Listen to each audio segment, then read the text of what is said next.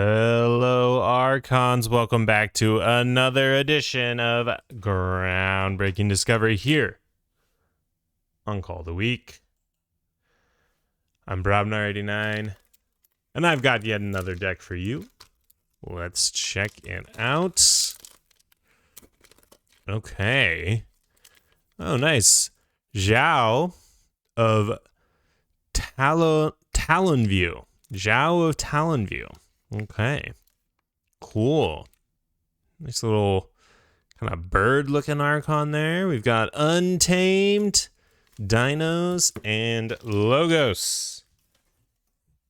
Let's see what old Zhao has in store for us. I'm getting real lucky with the pull tabs here. Don't even need to use my special tool to open these ones up. Seems real hit or miss on the pull tabs. Whoop. Some of them are pretty good. Some of them are basically non-existent. All right, starting off with a Hide. Very nice. And this is going to come, of course, together with Hide's friend Vellum. Reap, draw a card. If you control Vellum, draw 2 cards instead. Destroyed, archive Vellum from your discard pile. If you do, archive Hide. And then Vellum, of course, is the 2-power creature that's archive a card. If you control Hide, archive 2 cards instead, and destroyed, archive Hide from your discard pile. And if you do, archive Vellum. Very neat little combo here. Really good.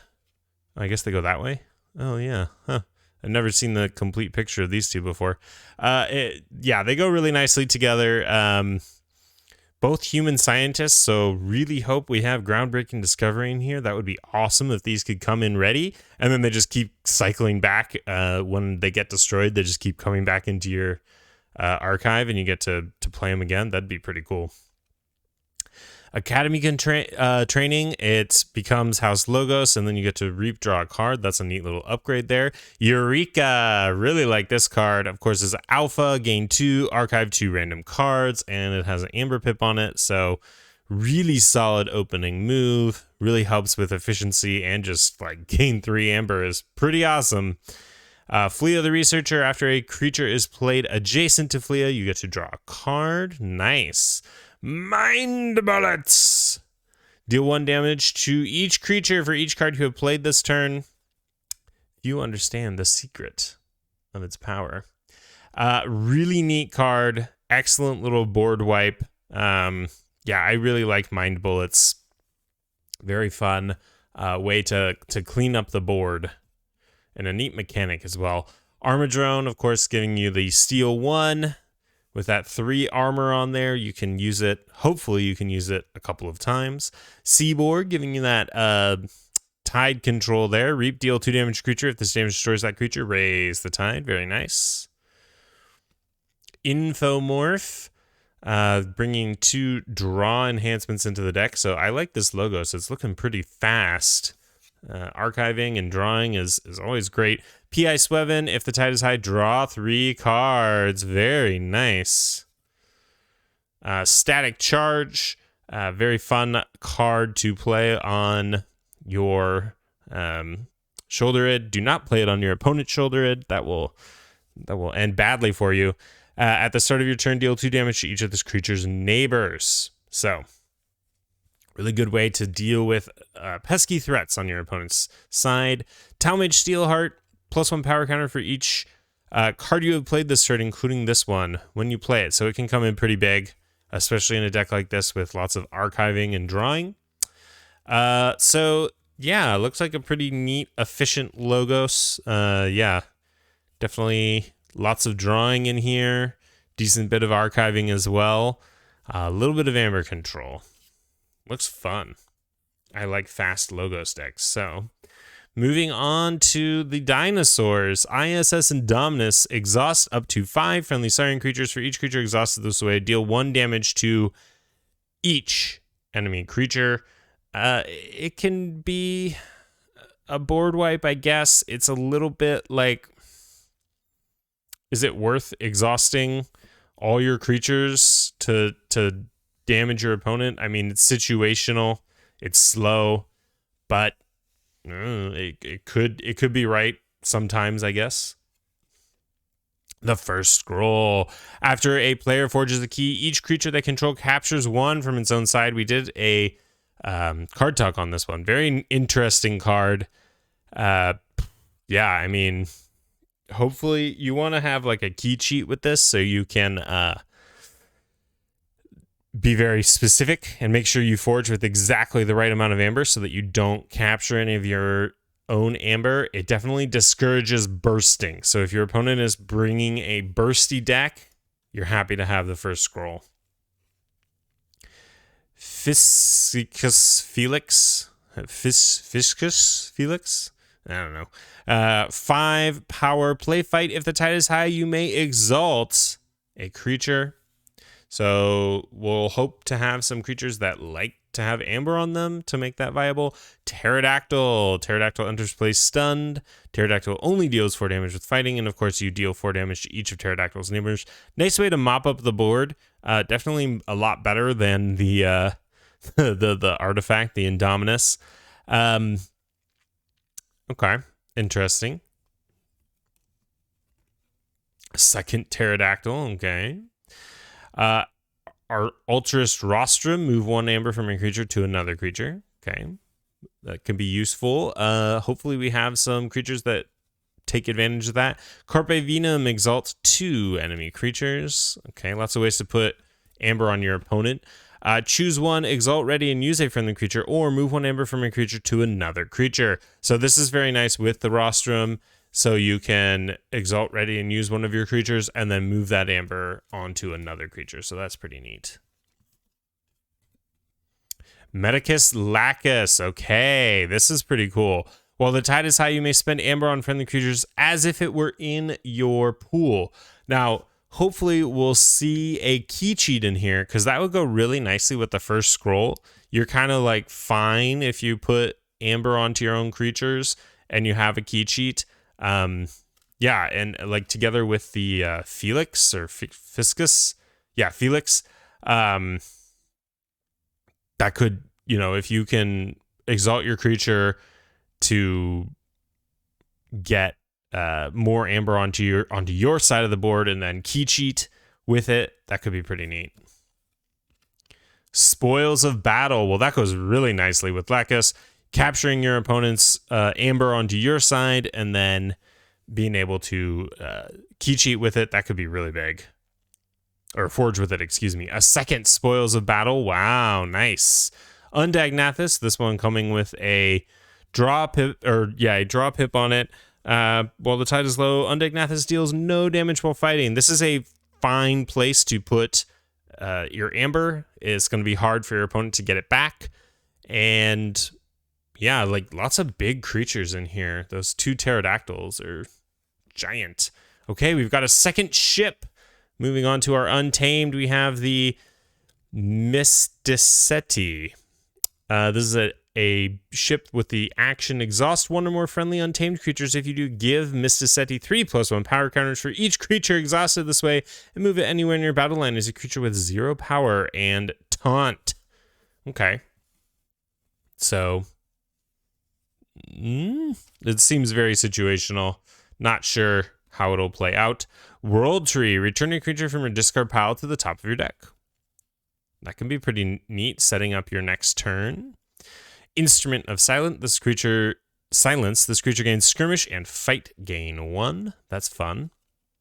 A second Instrument of Silence. This one with a draw pip on it. So hopefully we have some creatures with some neat fight effects that can take advantage of that. Old Patty. Discard the bottom 3 cards of your deck.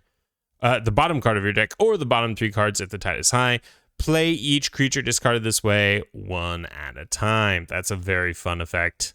All tied up. If the tide is high, gain 1. Otherwise, raise the tide. A second one of those. Nice. Good to see that tide control in here. Key Frog. There's a key cheat. Do we have any way to kill Key Frog on our Dino turn so that we can take advantage of the Lacus? I don't think so. That's unfortunate. Yeah, no way to trigger Key Frog on our Dino turn. So that's a little bit unfortunate. That could be a neat combo. Reap or Sow, ready and reap with a friendly creature, or give 3+1 power counters to Creatures distributed as you choose. Way of the Pixie. This creature gains reap gain 1. Witch of the Dawn. Return a creature from your discard pile to your hand. And a second Witch of the Dawn. So that's very nice with the Key Frog. You can replay the Key Frog.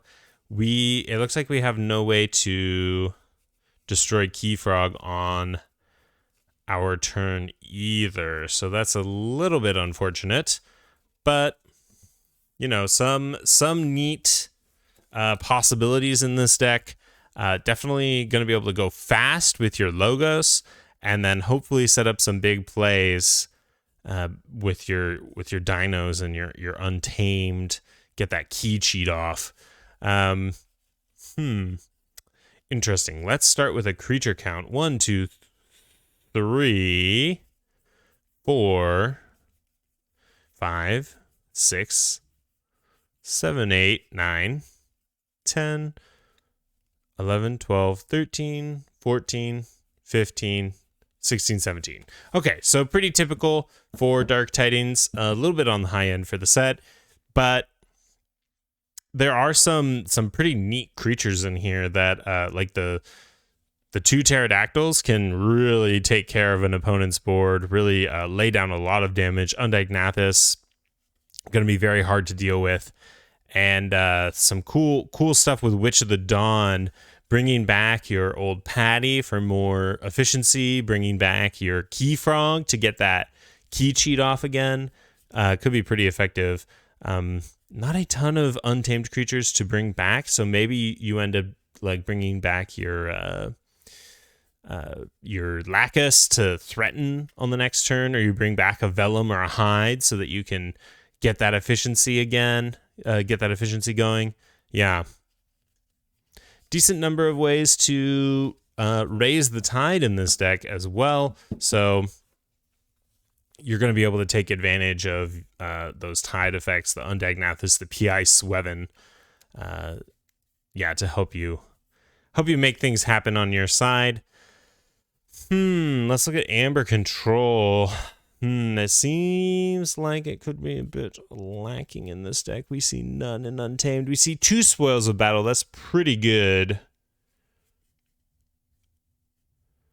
First Scroll is some level of Amber Control. Definitely, like I said, prevents bursting to huge numbers. Armadrone, a little bit of Amber Control. And that's it. So you're really going to be relying on those Spoils of Battle to make big plays for you. You're going to want to keep those in the archive or hold on to them for the right moment to make a big play, because you're really leaning on those pretty hard for your Amber Control in this deck. Looking at pips, we've got 1, 2, 3, 4, 5, 6. We can count up to 8 because the Eureka, of course, has the gain 2 as well. So not a ton of pips. So you're really going to be relying on that Way of the Pixie and the 2 Instrument of Silences to help you gain that Amber. You might put these in an ideal situation. You would put these on like Undiagnathus or Pterodactyl to really get the most value out of them. That's can you imagine Instrument of Silence on Pterodactyl? That could just wreck your opponent's side and gain you Amber at the same time. So that's not bad. But yeah, not a ton in the way of pips. So you're going to need to find other ways to gain Amber. And unfortunately, there's just not a ton in this deck. So yeah, I think Amber gain is going to be a challenge. And Amber Control is low as well. So you might struggle. We've got some board control to keep things under control while your opponent is trying to get their situation set up here. But I mean, we've got the Indominus, the 2 Pterodactyls, can get some work done, but of course it's slow with the stunning. Static Charge does some spot removal for you. I guess you could put the Instrument of Silence on Armor Drone too. That would actually be pretty cool. Mind Bullets can get some work done for board clears as well, but yeah, I'm like, what does this deck have? It's low on gain, it's low on control, it's so on board control. Yeah, I'm a little challenged to find the strong point of this deck. Like, what do? You go fast. It seems like a deck that goes fast, and then what? You can like exalt your opponent's creatures and stuff. It's hard for you to get that amber back though. Yeah, so it definitely seems like a deck that's going to struggle to be competitive. So that is Zhao of Talonview. This has been another groundbreaking discovery here on Cull the Weak. I will catch you next time.